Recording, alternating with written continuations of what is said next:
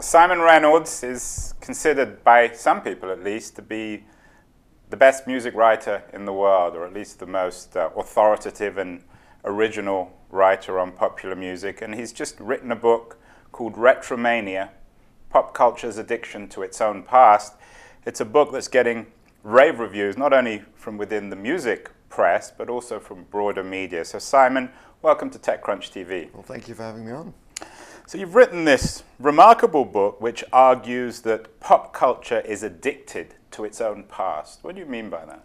Well, there's a sort of, obviously there's the drug analogy and the way that people get maniacally obsessed with, old music and hunting down obscure stuff and fetishizing, esoteric things from the past. But I suppose the analogy I was really thinking of was more like when people talk about the West having an addiction to oil and being dependent on oil. And I think there's, a lot of current pop music is very dependent on old styles, and you get that from very mainstream stuff like Adele, who's the biggest pop star of the year, and her music is basically, it's a 45-year-old style. It's, her biggest influence is Etta James. But then in like the hipster underground, equally people are just, mining the past, mining the 60s, the 70s, the 80s. They're starting to sort of rework ideas from the 90s. It's kind of how music works now, by recycling and sort of pastiche and that kind of thing. In the book, though, you seem to make the argument that music lost its originality in the late 60s. Is that your argument? No, not really. That's the first time. One of the things I'm doing in the book is obviously, I'm critiquing the present, but one thing, as soon as I started thinking about it, I thought, well, actually, there have been revivals before. There is this sort of tendency in pop music. There's like two tendencies. One is this sort of innovative, forward-looking, inventing new genres thing, but there's also a weird kind of thing where pop music folds back on itself and starts to hark back to its early innocence. And so part of the book is investigating the history of pop's own looking back, its own nostalgia for its earlier self. And I traced that all the way back. The first time that happened was actually in the late 60s, when you had the Beatles doing, back in the USSR and sort of harking back to early rock and roll. And you also had Frank Zappa did a doo-wop inspired album. And then in the early 70s, you had the big 50s revival. And that was in music, but also you had American Graffiti, you had Happy Days, you had this sort of 50s nostalgia. So it's, but that's not like, then there were later waves of pop music that were more innovative again,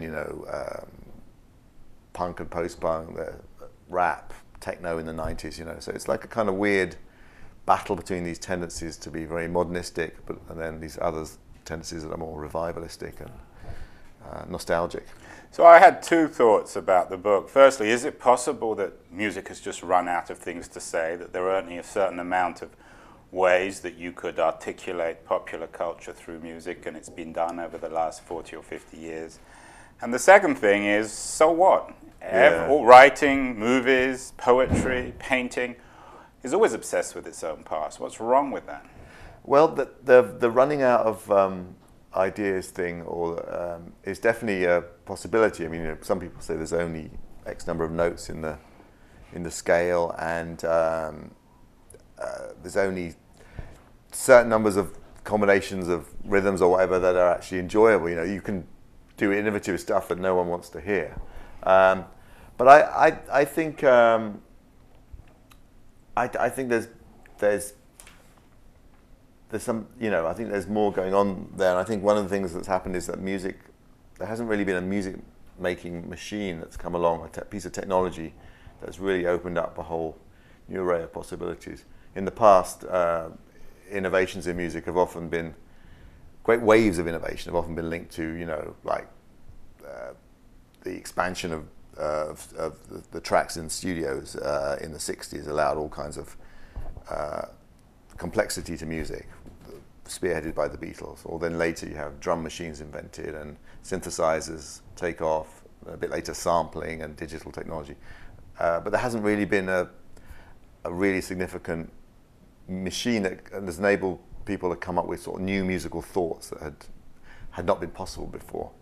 And then, your other question was, why does it matter? Well, I suppose if you are like me, I'm kind of like I would say I'm like obsessed with those phases of music that are very, where you feel like it's all new and it's all the music's going into the unknown, into zones that it hadn't gone before.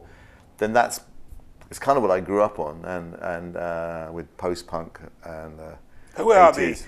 Who are the icons, the paragons of originality? Musical artists who stand outside history. I think you can't front on the Beatles really as being like, they probably invented the idea that artists should keep changing from album to album and like leaping forward. They also invented, as I said earlier, they actually invented looking back as well, because they did the Chuck Berry harking back, and John Lennon's solo career was very much like he wanted to get back to basics, back to the primal rock and roll that changed his life, and he worked with Phil Spector but in the post-punk era, I mean, I think of bands like Talking Heads. They did a similar kind of trajectory. Each album gets stranger and more forward-looking, and with Remain in Light, which is the album that has Once in a Lifetime on, each track on it is like a new future for music. In recent years, people like Bjork, Radiohead, and obviously in black music, there's been a lot of great pioneers. Stevie Wonder did pioneering stuff with synthesizers, as well as being a mean harmonica player. James Brown, Parliament Funkadelic. In recent years, Timbaland, and as a great sort of R&B hip hop innovator. Kraftwerk is another group who invented a whole kind of new electronic music, dance music. At the end of the book, you say, I still believe the future is out there. I don't think I've ever met a writer who's greedier for the future than you are. Where might that future be? Where do you see possibilities for music to actually start again, to do things which are truly original? Well, again, there might be a technological breakthrough, like some machine that just creates a whole new vocabulary of sounds, or I mean, I think in recent years auto-tune has been actually creatively misused to sort of distort and do weird things with the voice, and that's made some of the fresher sounds around that have come through people in pop music, very mainstream pop music, doing this weird vocal stuff. The other thing is, it could just be that the sort of Anglo-American thing, which has dominated pop and rock, really, maybe that's our time is done. Maybe the Chinese or the Indians or Brazil or some of these countries that are actually quite economically dynamic, well, maybe they'll come up with something that's like rock and roll or jazz that kind of takes the world by storm. And I think with China, it's weird that China, almost everything we use and wear and that we buy is made there, it seems, but they don't have a cultural dominance to match their sort of material goods dominance. So maybe that'll happen at some point. Don't often get such a distinguished music expert on my show, and for the TechCrunch audience, many of whom are really into music, can you give 2 or 3 suggestions of artists who they may not have heard of that they should listen to? I can name some names. I don't know if I would say they were like the future innovators, but bands that I really like. There's this group Metronomy, who from England, who were nominated for the prestigious. Everyone always says the prestigious Mercury Prize. It is prestigious, and they didn't win it, but they did a really cool album. It's not, doesn't feel like the future, but it's plays games with the past that are kind of really enjoyable, and it's just a beautiful melodic album. It's called The English Riviera. There's some interesting female artists who are using synthesizers, but also singing as well. There's one called Laurel Halo, who's really good, from Brooklyn, and an artist called Maria Minerva, who is Estonian, based in London, but records for a Los Angeles label. So that in itself seems to be very now somehow, this sort of cosmopolitan artist. And they're both really cool, interesting artists, I think.